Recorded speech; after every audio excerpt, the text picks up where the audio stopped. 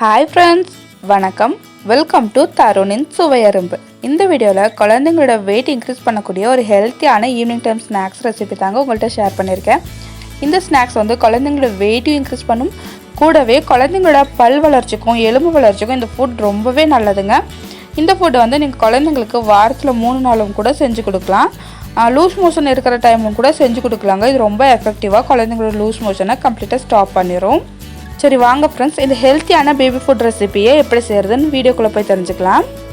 First ஒரு பாத்திரத்தில் ஒரு 4 மணி நேரத்துக்கு முன்னாடி ஊற வச்சுருந்தா ஜவ்வரிசி ஆட் பண்ணிக்கலாங்க. ஒன்று நைட்டே ஊற வச்சுட்டு மார்னிங்கில் செஞ்சு கொடுக்கலாம். அப்படி இல்லைன்னா மார்னிங் டைமில் ஊற வச்சுட்டு ஈவினிங் டைம் ஸ்நாக்ஸாக செஞ்சு கொடுக்கலாங்க. ஜவ்வரிசியை ஒரு 2-3 தடவை கழுவிட்டு அதுக்கப்புறமா ஊற வச்சுக்கோங்க. இப்போ ஊற வச்ச தண்ணியோடவே நான் ஆட் பண்ணிவிட்டு நல்லா குக் பண்ணிக்கலாம். நம்ம ஆட் பண்ண ஜவ்வரிசியெல்லாம் நல்லா குக் ஆகி டிரான்ஸ்பரண்ட்டாக வர்ற வரைக்கும் நம்ம நல்லா குக் பண்ணி எடுத்துக்கணுங்க. இப்போ நல்லா பாதியாக வெந்துருச்சு. திரும்பவும் ஒரு 5-10 நிமிஷத்துக்கு மீடியம் ஃப்ளேமில் வச்சு குக் பண்ணி எடுத்துக்கலாம். ஜவ்வரிசி நல்லா ஊறி இருந்துச்சுன்னா சீக்கிரமாகவே குக் ஆயிருங்க. 6 மாதத்தில் குழந்தைங்களுக்கு சாலிட் ஃபுட் கொடுக்கும்போது 3 நாளைக்கு ஒரு தடவை புது ஃபுட்டாக இன்ட்ரடியூஸ் பண்ணிக்கலாங்க. 6வது மாதம் 7வது மாதம்லாம் குழந்தைங்களுக்கு நம்ம செர்லாக் பண்ணி கொடுப்போம் இல்லைங்களா, அது கூட ஜவ்வரிசியை நல்லா வறுத்துட்டு ஆட் பண்ணி கொடுக்கறது ரொம்பவே நல்லதுங்க. அப்புறம் 7வது மாதத்தில் எல்லா ஃபுட்டும் இன்ட்ரடியூஸ் பண்ணதுக்கப்புறமா ஃபைனலாக இது போல் ஜவ்வரிசி மட்டுமே யூஸ் பண்ணி கஞ்சி செஞ்சு கொடுக்கலாம். இப்போ ஜவ்வரிசி நல்லா டிரான்ஸ்பரண்ட்டாக குக் ஆனதுக்கப்புறமா ஸ்டவ் ஆஃப் பண்ணிவிட்டு அதுக்கப்புறமா மசிச்சு வச்சுருக்கிற வாழைப்பழத்தை ஆட் பண்ணிக்கோங்க.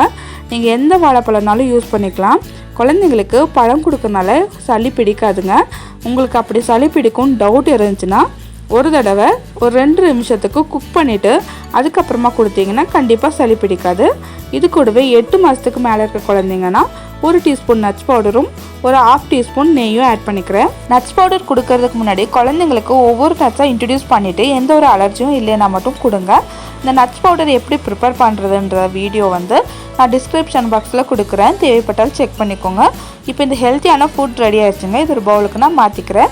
7 மாத குழந்தையாக இருந்தால் ஒரு தடவை நல்லா மிக்சியில் ஃபைன் பேஸ்ட்டாக அரைச்சிட்டு அதுக்கப்புறமா ஃபீட் பண்ணிக்கோங்க. 8 மாத குழந்தைங்களா இருந்தால் ஒரு தடவை நல்லா மசிச்சிட்டும் கூட ஃபீட் பண்ணிக்கலாம். 9 மாதம் 10 மாத குழந்தைங்களா இருந்தால் நீங்கள் அப்படியே ஃபீட் பண்ணிக்கலாங்க. குழந்தைங்க அழகாக சாப்பிட்டுக்குவாங்க. வாழைப்பழம் ஆட் பண்ணியிருக்கனால லைட்டாக ஸ்வீட்னஸோட தாங்க இருக்கும். தேவைப்பட்டால் கொஞ்சம் போல் நாட்டு சக்கரை ஆட் பண்ணிக்கோங்க. இந்த ரெசிபியை ட்ரை பண்ணிவிட்டு எப்படி வந்துருந்துச்சுன்னு கமெண்ட் பண்ணுங்கள். இந்த வீடியோ உங்களுக்கு பிடிச்சிருந்துச்சுன்னா என்னோட சேனலை சப்ஸ்கிரைப் பண்ணிக்கோங்க. கூடவே இருக்கிற பெல் ஐக்கான் கிளிக் பண்ணிக்கோங்க. கூடவே மறக்காமல் ஒரு லைக் பண்ணிக்கோங்க. உங்களை போன்ற மம்மிஸ்க்கு இந்த வீடியோ ஷேர் ஆகும். வேறொரு இன்ட்ரெஸ்டிங்கான வீடியோவில் உங்களை சந்திக்கிறேன். அது வரைக்கும் பாய் ஃப்ரெண்ட்ஸ்.